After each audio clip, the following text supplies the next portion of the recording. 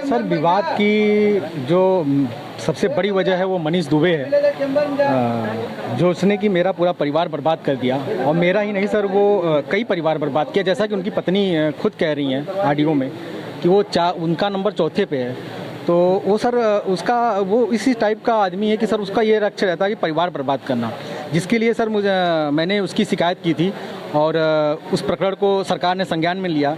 DG साहब ने committee बैठाई, मेरा बयान हुआ और लड़कियों को बुलाया गया, बयान भी हुआ जिसका उसने शोषण किया था और रिपोर्ट सौंप दी गई है। सर रिपोर्ट अभी आपके ही सूत्रों से पता चल रहा है कि रिपोर्ट उसके खिलाफ गई है और बड़ी कार्रवाई की तैयारी सरकार कर रही है। किस तरीके के एविडेंस आपने उसके खिलाफ दिए थे? सर जैसे वो सर बातें करता था, चैटिंग थी, ओरिजिनल चैटिंग मैंने सरकार को दिया, वीडियो कॉलिंग थी सरकार को दिया, मुझे फ़ोन पे धमकी देता था।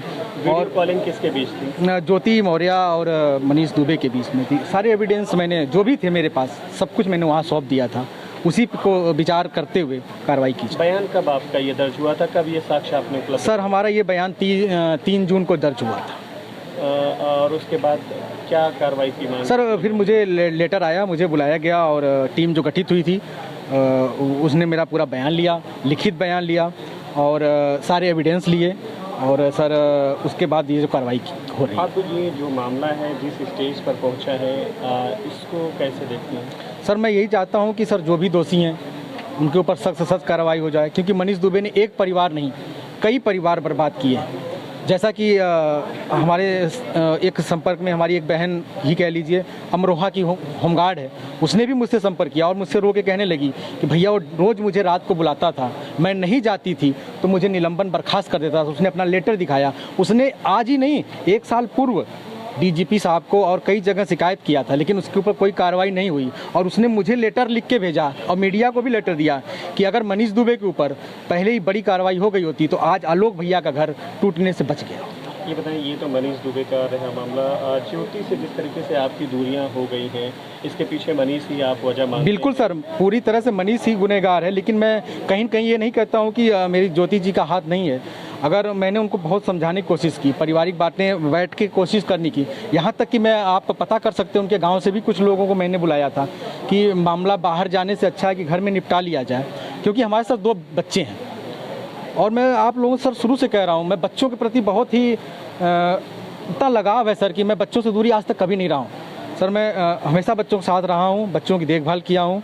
और एक बच्चे का सर आप भी एक पिता होंगे, एक बच्चे से दूर होने का दर्द आप अच्छी तरह समझ सकते हैं सर। मैं उस पीड़ा से गुजर रहा हूँ सर। और मैं अभी कुछ दिन पहले मैंने एक बोला था, जो कुछ लोग गलत भ्रांतियाँ फैला रहे हैं कि आलोक माफ़ी मांग रहे हैं। माफ़ी मैं वो नहीं मांग रहा हूँ, मैं समझौते की बात कर रहा हूँ बच्चे के लिए। लेकिन जो गुनहगार हैं सर उन्हें सज़ा मिलनी चाहिए, बस मेरी सही। दूसरा, आपने उनके खिलाफ तमाम एविडेंस दिए कि वो एक तरीके से भ्रष्टाचार में लिप्त है। ज्योति मौर्य सर उसकी भी जांच हो रही है, टीम गठित हुई है।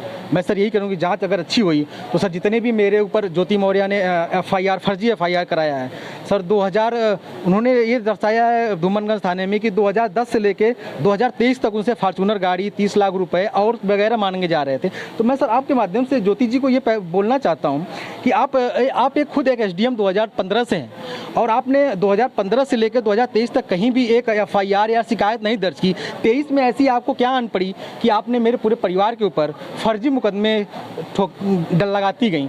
लेकिन सर मुझे पूरी उम्मीद है प्रयागराज पुलिस पे कि वो जांच कर रही है। जांच सर जैसे डीजी साहब की जांच सर सामने आ रही है, वैसे ये भी फर्जी निकलेगा, सारे मुकदमे फर्जी उनके निकलेंगे। जैसे आपने एक एविडेंस उनके खिलाफ ये दिया है कि 6.5 लाख से ज़्यादा उनकी पर डे की एक तरीके से अवैध वसूली है सर। उसकी जाँच चल रही है सर, उसकी जाँच चल रही है। ये कैसे ये एविडेंस आपके? सर अब इसके बारे में सर अभी मैं बहुत ज़्यादा नहीं बोल सकता हूँ सर, जांच उसकी भी चल रही है। वास्तविकता क्या है उसकी? सर वास्तविकता मैंने सब कुछ जांच के समय मैंने सब कुछ सौंप दिया है। एक डायरी की बात आ रही है सर, मैंने सब कुछ सौंप दिया है, उसकी जांच आ जाए फिर सभी। एक चीज़ और है कि जो जिस जगह आपका मामला पहुंच चुका है, दोनों के बीच जितनी दूरियां आ चुकी हैं, कोई गुंजाइश है इसमें?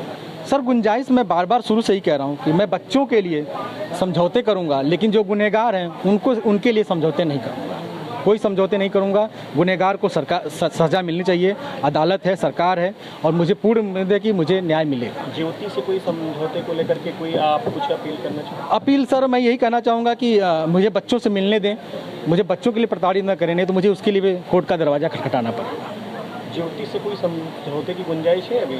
सर मुझे तो नहीं लगता कि परिवार बचाने के लिए सर, अगर वो चाहती हैं, अगर वो परिवार को एक करना चाहती हैं तो सर मैं एक बार बात करने को तैयार हूँ, क्योंकि परिवार सर बहुत महत्व रखता है, क्योंकि इसमें हम दोनों के झगड़े में ये जो न्यायालय में यहाँ पर मामला चल रहा है, इस मामले का क्या स्टेटस है?